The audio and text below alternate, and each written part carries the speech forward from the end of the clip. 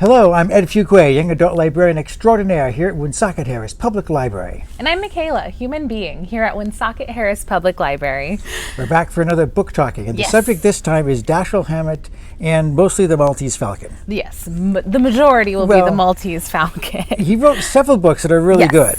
I did do, in my research, I did see his other titles.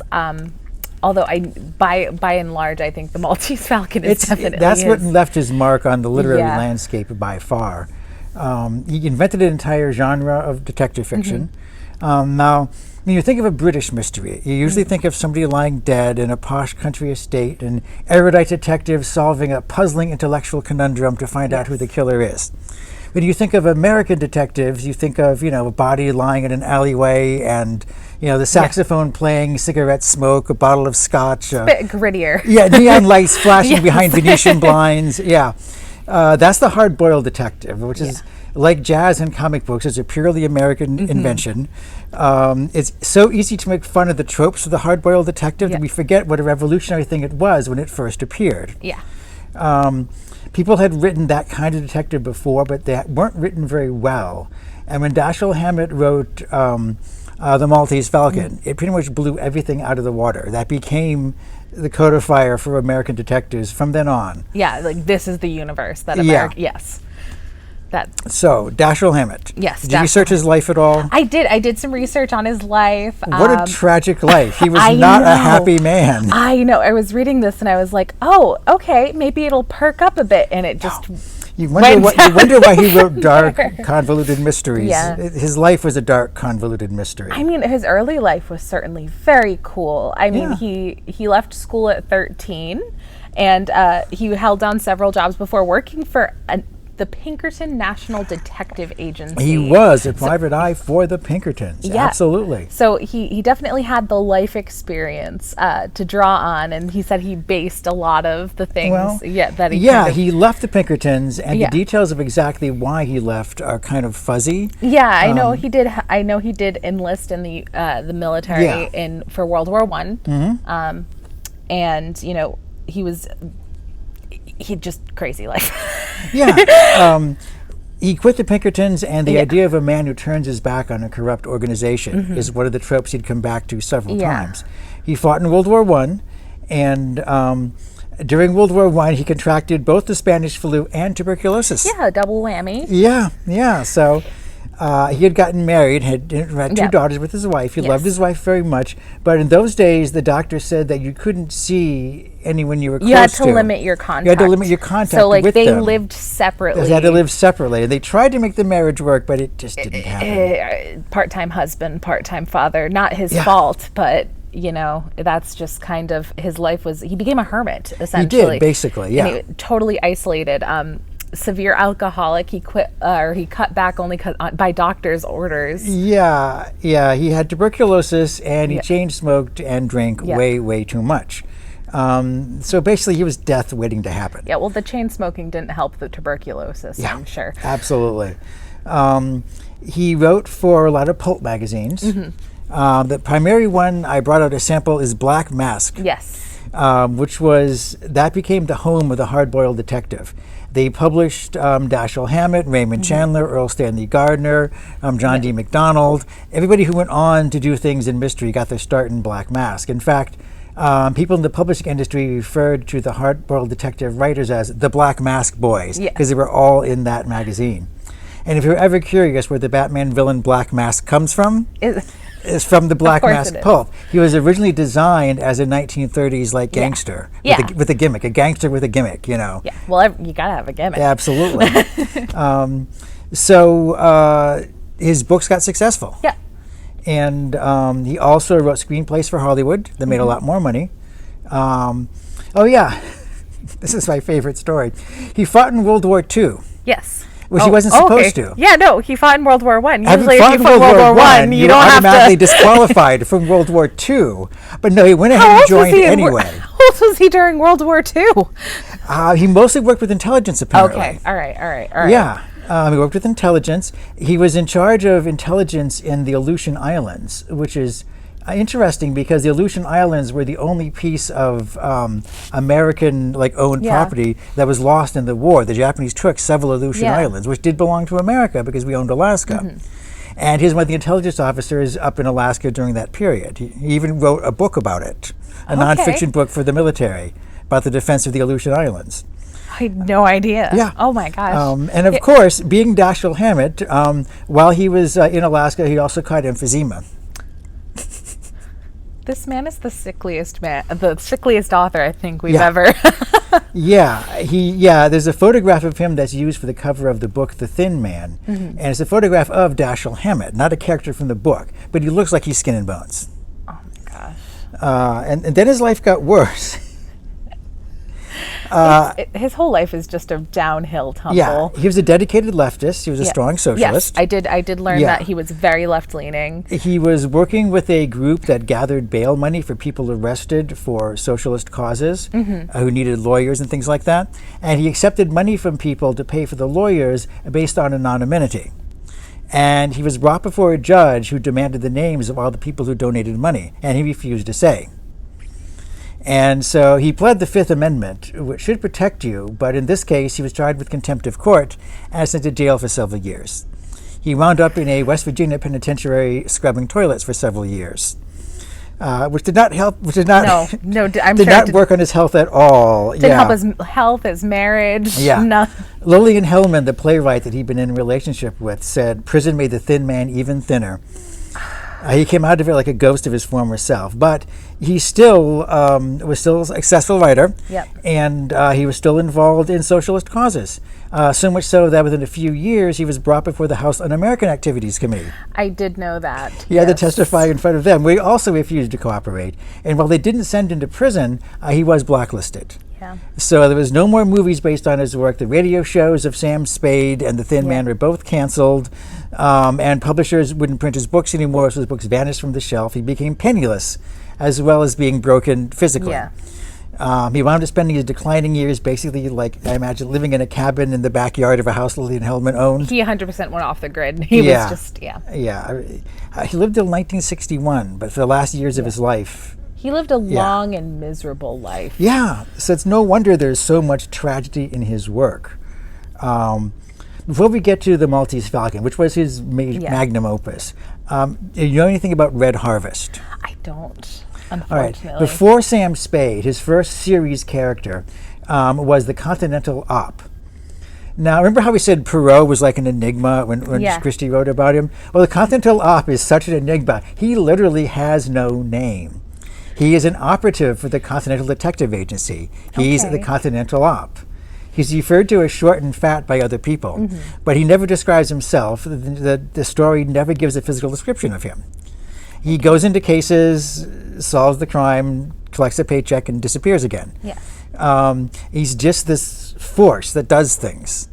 He appeared in several short stories, and he eventually summed it all up with his book Red Harvest, which it is such a harsh and uncompromising book.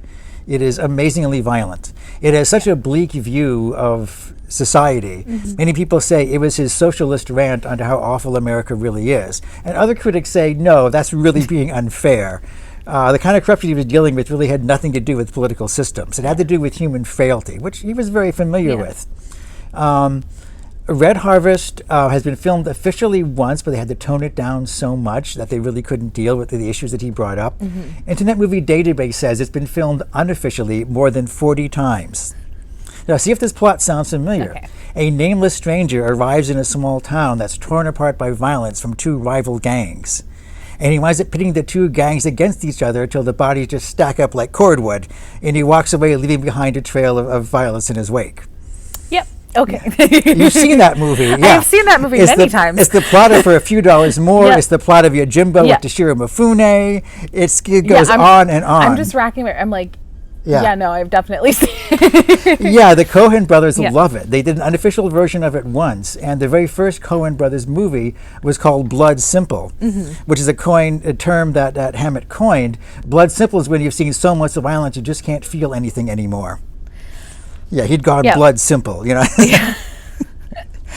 Yeah, it was considered the second best mystery book ever written by the Mystery Writers of America, and it's part of Time's top 100 books of the century.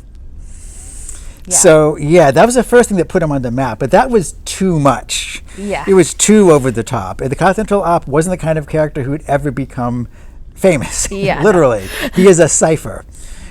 Which brings us to his next series character, Sam Spade, the Maltese Falcon. Spade. Yes. Yes, Sam Spade. So I had not really known much about the Maltese Falcon until I started doing research for this, and I'm shocked I didn't, because the It's movie brilliant. version of the, first of all, Humphrey Bogart, and brilliant Peter film. Lorre. I was doing the research. I was like, oh my God, how have I not seen this? And it's considered the film adaptation is considered one of the best movies all time. The film adaptation was written by Walter Huston, or John Huston, who also directed it. But so much of it is taken from the book. At least like 90% of the dialogue is verbatim from the book. Well, it was funny because I was researching. I was like, yeah, Sam Spade is exactly that hard-boiled detective. And then I was like, no, he is the inspiration. He is the hard-boiled detective. He is the one. Yeah. He is. It's not a cliche. He's the original. The others are just knockoffs. Carbon copies of Yeah. Sam Spade. And I mean, this one, even though it's a little more mainstream, it's a little more accessible, it's still very gory. It's still dark. It's still very harsh. Sam Spade is one of the most amoral characters to be considered a hero, I think, in American fiction. Yeah. One critic pointed out, he tells every person he meets a slightly different story. Yeah. Yeah. It's all those detectives. They're a little bit of enigmas. Yeah. I mean, they're never going to give you 100%. That's far too simple. You got to keep people on their toes. I love the dame in this one. Yeah. She will never tell you her real name. Do you really think the name that she gives? Bridget O'Shaughnessy, she finally settles on, but honestly, I that's don't probably think that's not her her real name. name. Yeah, I know. We'll avoid spoilers as you give the plot of it, though. Yes. Sam Spade is a private detective in San Francisco.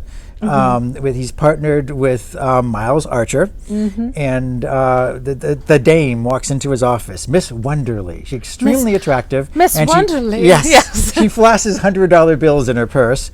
Her sister has fallen in with the wrong man, has run off with him, and she wants to find a way to separate her sister from this guy before they do something like get married. And so she says the place that she can pick up Floyd Thursby, the guy that her sister is with. The names in this are just violently 30s. I love it. Oh, yeah. So Archer, the partner of Spade, takes the case, mostly because he's really attracted to Miss Wonderly. She's very gorgeous. Yes.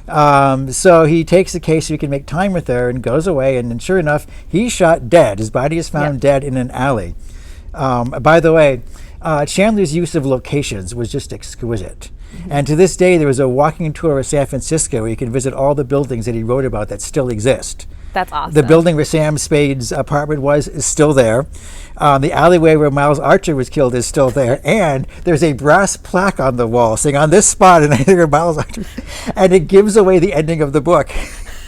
It's the only book I know of that's spoiled by a brass historical plaque. Well, after 90 years, 80 years. Most people know. It came out in 41, so 80 years, I think. Yeah. Spoiler warnings. It's I enough know. Yeah, there time has to be a passed. limit on spoiler warnings. But I just thought that was hysterically funny, though, because I found a picture of the plaque on the internet, and it's like, oh, geez.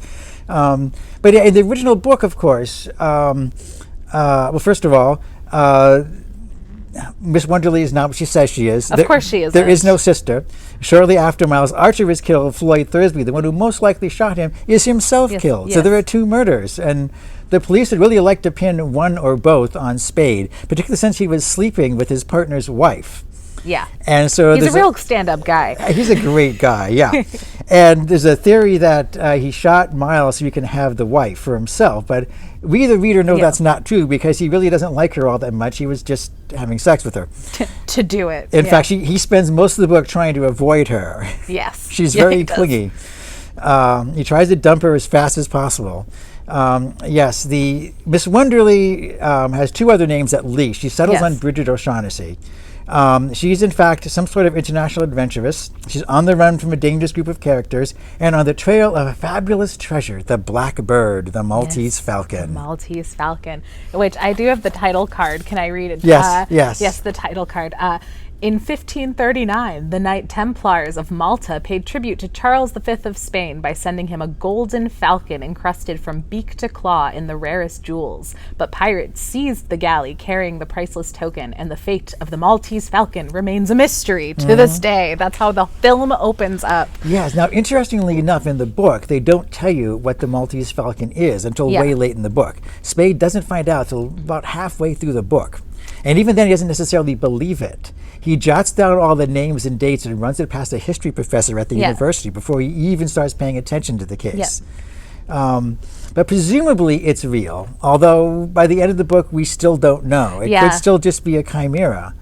The characters of the book are fantastic. It has a small cast. They were so brilliantly cast for the film. Yes. Yeah. Peter Lorre, Sidney Greenstreet. Yes. Just absolutely brilliant. Many people point out that it's not really a murder mystery, it's a treasure hunt.